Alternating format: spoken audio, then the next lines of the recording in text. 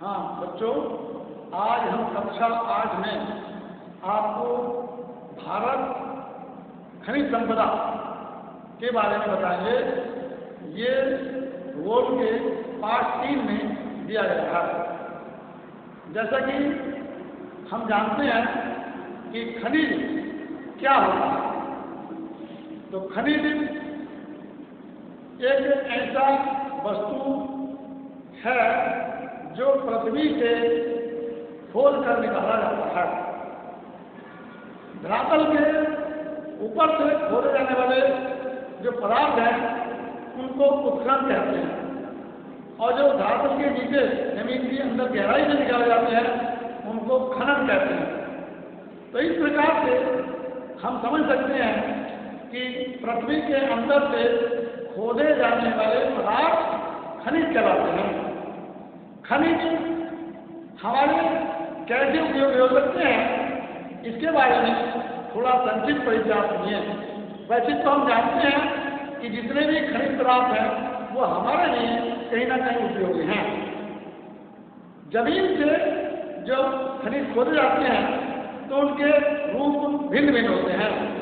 जैसे लोहे को जब हम जमीन से खोदते हैं तो उसमें अनेक प्रकार का कचरा, मिट्टी, धूल के कण आदि मिले होते हैं।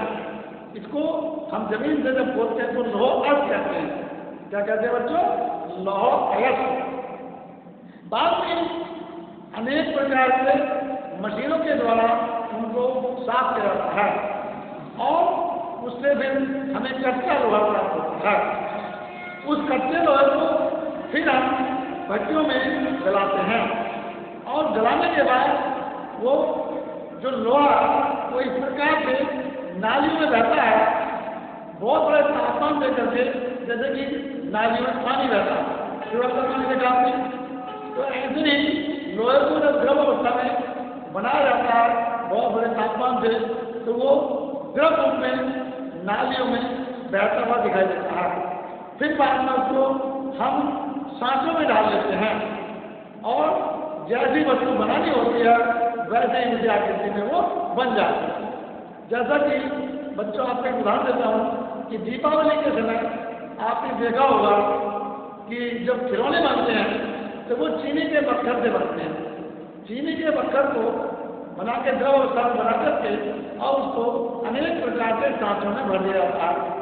बाद में जब वो जम जाता है तो उसके बाद में सांचों से उसको निकाल दिया जाता है और वह आकृति उसी रूप में बन जाती है जिसको हम जैसी बनानी होती है, जिस सांचे में डाल जाते हैं। मान लीजिए बत्तख के सांचे में डाला तो वो बत्तख की बत्तख बन गई, ऊँट के सांचे में डाला ऊँट बन गया, हाथी बन गया, घोड़ा बन गया, है खिलौने बन गए।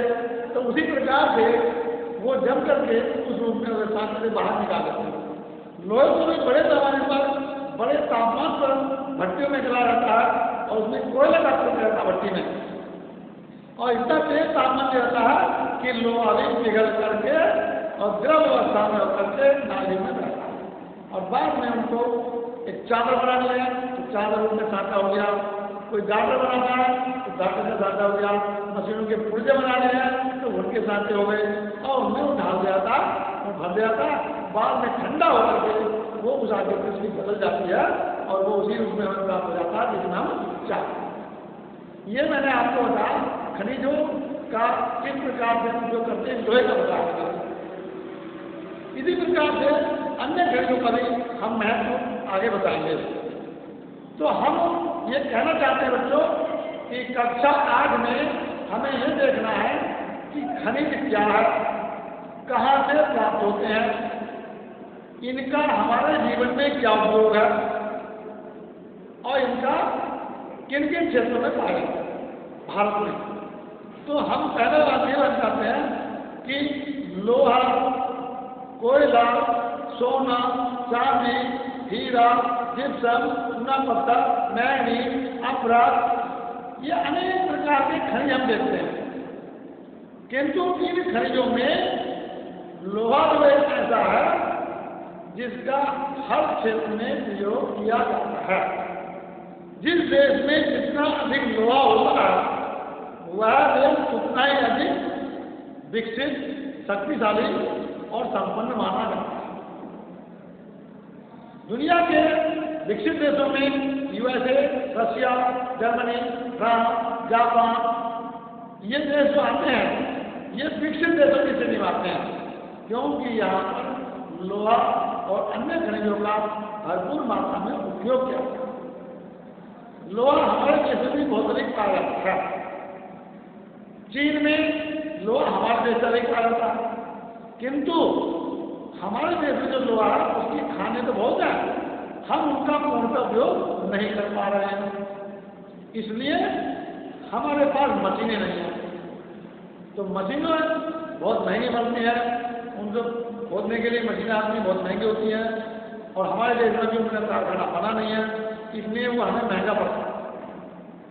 हम देखते हैं कि हमारे जीवन में छोटी से छोटी, जैसे सुई लोहे की सबसे छोटी वस्तु मानी जाती है, आलपिन होती है, छोटी होती है, और यहां तक कि पेन की निब, डॉट का बॉल पेन का जो बॉल है,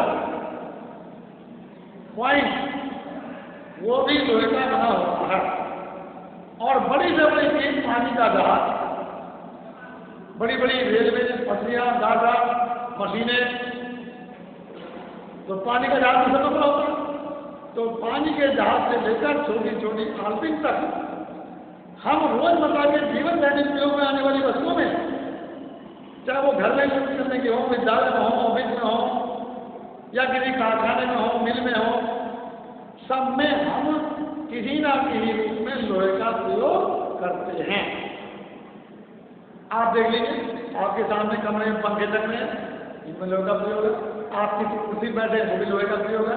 बेंच बैठे हैं, उसमें लोहे का प्रयोग है। कीड़े लगी हैं, रसोई घर में जाते हैं, मूंगनी, कीमटा, तवा, परात, लोहा, इनमें कोई ना कोई खनिज लगे रहते हैं। पीतल के हो सकते हैं, शीशे के हो सकते हैं, तांबे के हो सकते हैं, एल्यूमिनियम के हो सकते हैं, लोहे के हो सकते हैं, तांबे के हो सकते हैं। ये सब धातु हैं। इन खनिजों की खनिज कहते हैं, क्योंकि सब पृथ्वी से खोद कर निकाले जाते हैं। तो पृथ्वी के अंदर से खोद कर निकालते हैं, वो सब खनिज कहलाते हैं। तो इन सबका प्रयोग हम दैनिक जीवन में करते हैं। तो सबसे ज्यादा हम प्रयोग करते हैं लोहे। तो लोहा कच्चा खोदा जाता है तो लोहा कब कहलाता है। उसके बाद में मशीनों में संशोधन करके उसको ठीक जाता है, भट्टे में गला करके उसको तापमान ऊंचा दे करके अनेक साधनों में डाल के एक बस्ते ऊर्जे और अनेक बस्ते बनाए जाते हैं। लोहे से इस्पात भी बनाया जाता है। 1 टन इस्पात बनाने में, लोहे से जब 1 टन इस्पात बनाएंगे तो हमें उसमें 10 किलो मैग्नीज का प्रयोग भी करना पड़ेगा। मैग्नीज एक धातु है, तो लोहे से इस्पात बनाने में मैग्नीज का प्रयोग करना पड़ता है। 1 टन में 10 किलो मैग्नीज का प्रयोग करता है। लोहा इस्पात क्या होता है?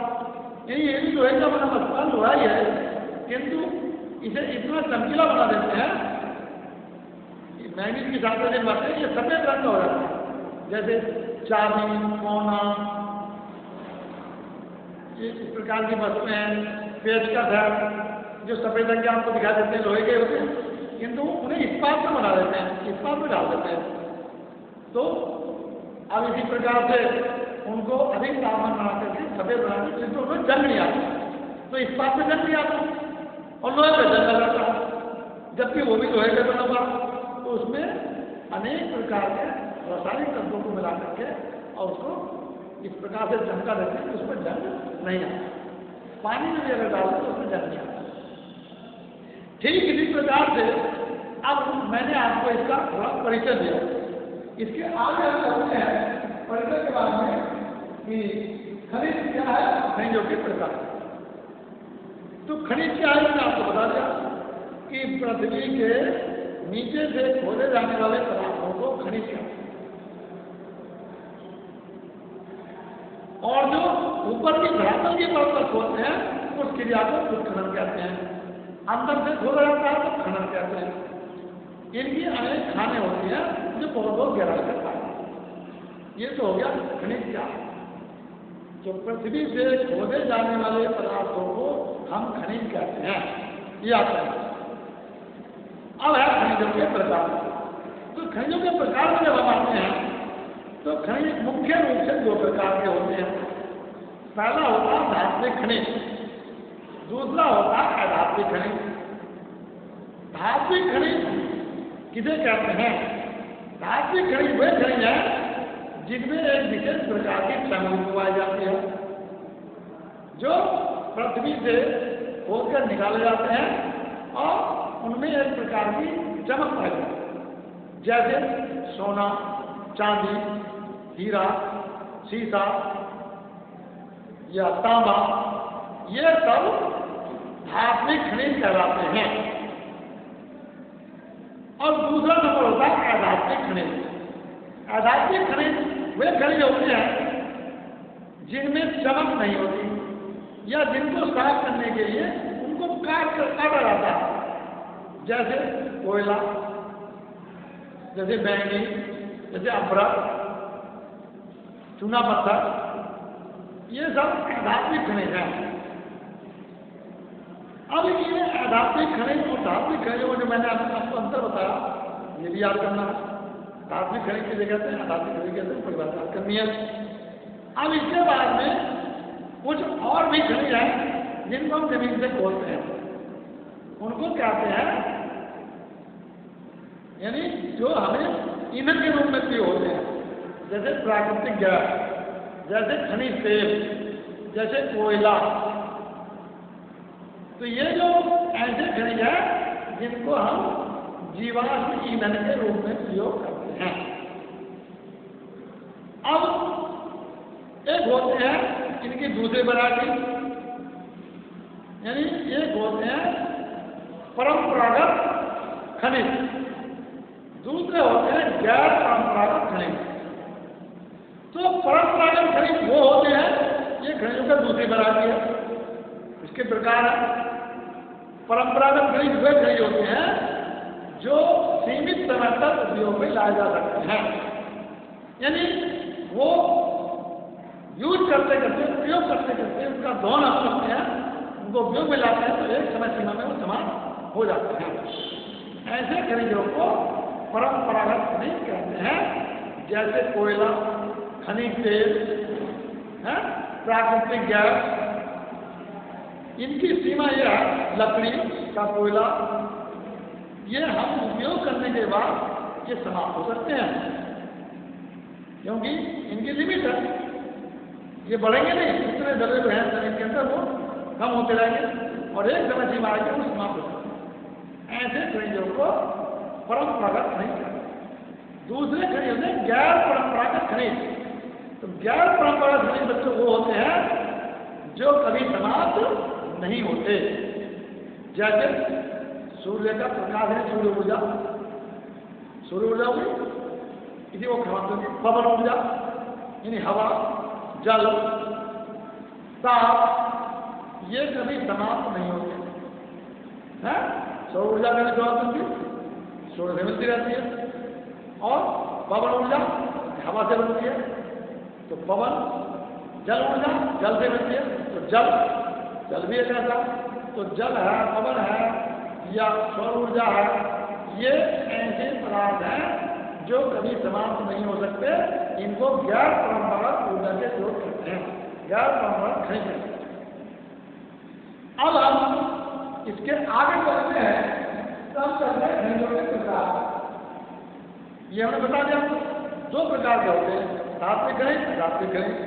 अब तीसरे होते हैं जीवाश्म ईंधन के रूप में, वो भी अधात्विक में आते हैं। इसके बाद गैर परंपरागत, परंपरागत, ये भी मैंने आपको बता दिया। अब चलते हैं खनिजों के क्षेत्र। तो सबसे पहले भारत में हम लोहे के क्षेत्रों के बारे में बताना चाहते हैं। तो भारत के मानचित्र में यदि मानचित्र किया तो हेलो बच्चों, अब हम खनिजों के क्षेत्रों के बारे में आपको भारत के मानचित्र में बताते हैं कि कौन सा खनिज कहाँ अधिक पाया। ये बच्चों आपके सामने भारत का मानचित्र है। भारत के मानचित्र में सबसे पहले हम लेंगे लोहा, जो हमारा महत्वपूर्ण खनिज है। ये लोहा, ये भारत के मानचित्र में, ये आप देख रहे हैं, ये है झारखंड, छत्तीसगढ़, उड़ीसा और ये पश्चिम बंगाल को हरे हैं। ऊपर तक है किंतु इस क्षेत्र में यहाँ पश्चिम बंगाल, झारखंड, छत्तीसगढ़ और ये उड़ीसा, इन राज्यों में और ये बिहार, इन राज्यों में लोहा इस्पात के कारखाने लगाए गए हैं क्योंकि यहाँ लोहे के सबसे अधिक भंडार पाए जाते हैं। ठीक दूसरा जो खनिज अपरूप है कोयला, तो कोयले के लिए भी ये चुने लोग हैं कि मध्य प्रदेश, छत्तीसगढ़, उड़ीसा, झारखंड, पश्चिम बंगाल और बिहार, यानी जो लोहे के क्षेत्र हैं वही कोयले के क्षेत्र हैं। क्यों? क्योंकि लोहे के कारखाने जब लगते हैं तो उस क्षेत्र में लगाया जाता है लाभवादी पाया जाता है और कोयला उनके उपयोग के लिए भट्टियों में झोंकने के काम आता है। तो हमारे देश में लोहे और कोयले के यही एक क्षेत्र प्रमुख माने जाते हैं जो मैंने आपको राष्ट्रीय महासंघ में बताया। इसके बाद में इसके अगला हम चलते हैं जैसे आपके खनिज तेल, तो खनिज तेल के क्षेत्र में ये असम प्रदेश मिला देते हैं। असम प्रदेश में खनिज तेल के प्रमुख भंडार पाए जाते हैं पहले से। दूसरा क्षेत्र मुंबई के पास महाराष्ट्र में ये मुंबई है, मुंबई हाई समुद्र के किनारे मुंबई है क्षेत्र जहाँ तेल के प्रमुख क्षेत्र है। तो इस प्रकार असम और महाराष्ट्र में तेल के क्षेत्र पाए जाते हैं। हमारे देश में तेल के क्षेत्र कम था, अपनी आवश्यकताओं से हम पूर्ति नहीं कर पाते, इसलिए हमें विदेशों से भी खनिज तेल बनाना पड़ता। इसके बाद अब हम चलते हैं सोना, जो प्रमुख धातु है। सब जानते हैं सोना क्या होता है, बहुमूल्य धातु। तो सोने के हमारे देश में जो भंडार है वो कर्नाटक प्रदेश है। कर्नाटक प्रदेश जिसका पहला नाम महसूस था, इस कर्नाटक में कोलार और बेलारी खाने, उसके अलावा मध्य प्रदेश पन्ना और रीवा की खानों से सोना प्राप्त होता है और हीरा सबसे अधिक मध्य प्रदेश में पन्ना और रीवा की खानों से प्राप्त होता है। तो इस प्रकार से हम देखते हैं कि हमारे देश में खनिजों के लिए सबसे ज्यादा जो भंडार है वो दक्षिण भारत में है, क्योंकि दक्षिण का जो पठानी भाग है महाराष्ट्र से गुजरात से और आगे या पश्चिम बंगाल से ये जो क्षेत्र दक्षिण भाग है उसको दक्षिण का पठानी भाग कहते हैं। ये खनिजों का अपार भंडार है, इसमें अधिक से अधिक खनिज पाते हैं। उत्तरी भारत में खनिजों का बहुत कम भंडार पाया, कहीं एक बार चुना पत्थर पाया जाता है। तो इस प्रकार से खनिजों के क्षेत्र में मैंने आपको प्रमुख खनिज बताया जो आप जानना चाहिए। अब इनका बहुत महत्व बताता हूँ। लोहे का महत्व मैंने आपको बता दिया, फिर भी बताता हूँ। छोटी दी और बड़ी से बड़ी वस्तु, पानी के जहाज से लेकर छोटी छोटी सुई तक हम लोहे का प्रयोग करते हैं। पानी के जहाज में हम एल्यूमिनियम का प्रयोग करते हैं। एल्यूमिनियम जो धातु है वो बॉक्साइड से बनाया जाती है। बॉक्साइड एक धातु है, उससे एल्यूमिनियम बनाया जाता है। क्योंकि एल्यूमिनियम हल्की होती है तो पानी का जहाज बहुत बड़ा होता है, इन्हें वो पानी पड़ता है ना ज़्यादा हो, इन्हें उसमें एल्यूमिनियम का प्रयोग कर, हल्की धातु का प्रयोग करें। अब एक धातु और बताऊंगा आपको, अभ्रक। अभ्रक सबसे ज्यादा भारत में नहीं संसार का सबसे ज्यादा अभ्रक बिहार में और झारखंड में पाया जाता है। पहले ये क्या है, हमारे देश का 94% अभ्रक झारखंड और बिहार में पाया जाता है। तो इसलिए अभ्रक क्या है ये बताऊं मैं। तो पहले लोहा बनाया होता था, लोहे का उपयोग होता है, लोहे के तार बनाए जाते हैं, बर्तन बनाए जाते हैं, मशीनें बनाए जाती हैं, औजार बनाए जाते हैं। क्योंकि जो हम इस्तेमाल के कहते हैं ना ये स्टील है, तो स्टील भी लोहा है। आज तो स्टील के बर्तनों का बहुत प्रचलन है, साथ ही जब तक स्टील बर्तन चलते पहले नहीं करते थे, तो लोहे के बने होते हैं, ये भी साफ करके इस की तरह बनाए जाते हैं। इसी प्रकार से तांबे के बर्तन बनाए जाते हैं, तांबे के बिजली के तार बनाते हैं। तांबा बिजली का सबसे बड़ा सुचालक है, इसमें बिजली बहुत जल्दी सप्लाई हो जाती है। सभी मशीनों में जितनी मशीनें होती हैं उनमें तांबे के तार का जिनमें बिजली खुलाई जाती है। इसी प्रकार तांबे के बर्तन घरों में मोमडन लोग ज्यादा प्रयोग करते हैं। तांबे के बर्तन में पानी रख के रात को रख देते हैं लोटे में या अन्य बर्तनों में, और सुबह को पीते हैं तो उसे कहते हैं कि तांबे कबाई में होते हैं। तो तांबा प्रयोग है, इससे तार बनाए जाते हैं, बर्तन बनाए जाते हैं। इसी प्रकार से हम करते हैं सोना। तो सोने के आभूषण बनाए जाते हैं, जिन्हें लेडी पहनती है उन्हें आभूषण कहते हैं। और सोना जिस देश में जितना भी सोना हुआ वह देश उतना धनी बना जाता है, क्योंकि सोना जब हम नोट छापते हैं तो जितना सरकार के पास सोना होता है उससे कम नोट छापे जाते हैं, उससे अधिक नोट छाप नहीं सकते, क्योंकि अंतर्राष्ट्रीय मुद्रा मानी गई है। तो इसलिए सोना भी एक बहुमूल्य धातु है, और सोने के बर्तन भी बनाए जाते हैं, आभूषण बनाए जाते हैं। और इसी प्रकार से चांदी, ये भी बहुमूल्य धातु है। चांदी के बर्तन बनाए जाते हैं, चांदी आभूषण बनाए जाते हैं। चांदी का लोहे के बर्तनों को पॉलिश होकर के चमका देते हैं, दक्षिण होता कि चांदी का पॉलिश लगा देते हैं। मिठाइयों में चांदी का ब्रश लगा देते हैं, चांदी के ब्रश लगाओ तो सफेद सफेद रंग की जो पिन्नी की होती है, जो मिठाई को जाती है, वो भी चांदी से बहुत बारीक मसाला करके बनाया जाता है। तो इस बार चांदी का प्रयोग। अब हम करते हैं खनिज तेल। खनिज तेल प्रत्येक वाहन में किसी न किसी तेल का प्रयोग किया जाता है, लेकिन मोटरसाइकिल से लेके 4 पहियों का वाहन, मारुति, कारें, लग्जरी गाड़ियां, बसें, ट्रक, डीजल इंजन रेलवे के या फिर हवाई जहाज, इन सब में तेल का प्रयोग होता है। अब ये तेल जब जमीन से निकालते हैं एक जैसा तेल होता है, मिट्टी में होती है। खनिज साफ किया जाता है, खनिज तेल को साफ किया जाता है। हमारे उत्तर प्रदेश में एक शोधनशाला है जो मथुरा में है। ऐसे हर प्रदेशों में शोधनशाला लगी है जो खनिज हम जमीन से खोलते हैं, जिसमें मिट्टी मिलती है, कचरा होता है, उनको शोधनशालाओं मशीनों द्वारा साफ किया जाता है। और फिर उसमें से उसी तेल में से कैरोसिन की मिट्टी का तेल, उसी में से डीजल, उसी में से हवाई जहाज में चलने वाला हल्का तेल, उसी में से पेट्रोल, ये सभी प्रकार की वैरायटी उसी में से निकलती है। और जो सबसे बाद में कचरा बच जाता है तो वो कहते हैं लड़कों में जाबर होता है कि जाबर हो गया, कोलतार हो गया, वो सब उसका कचरा निकल के उसमें रहता है। एक सफेद तेल होता है, दूध तेल कहते हैं, वो उसमें चिकनाई कम होती है, वो भी उसी में निकलता है। इस प्रकार से इस तेल को मशीनों के द्वारा अलग अलग वैरायटी में ढाल दिया जाता है, इसका हम प्रयोग करते हैं। तो ठीक इसी प्रकार से अब हम कुछ खनिजों के जो बात हम बता रहे हैं, इन खनिजों में और भी खनिज भी हैं जो कि हमारे दैनिक उपयोग में काम आते हैं।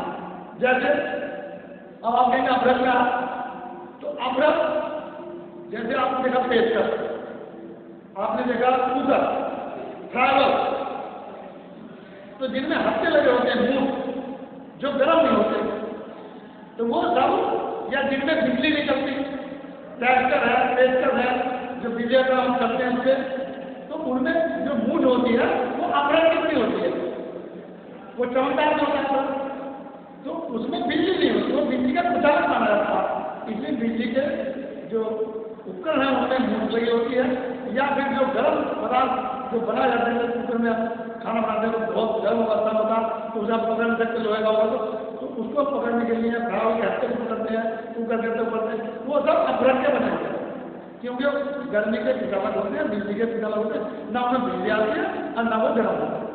तो इनका दैनिक उपयोग हम जानते हैं। और बच्चों, आपको मैंने एक बार विस्तारपूर्वक पढ़ाया, इसे आप ध्यानपूर्वक पढ़ेंगे और अपनी कॉपी में लिखेंगे। ये पार्ट 3 है भूगोल का, जिसे आप कॉपी में लिख करके याद करेंगे।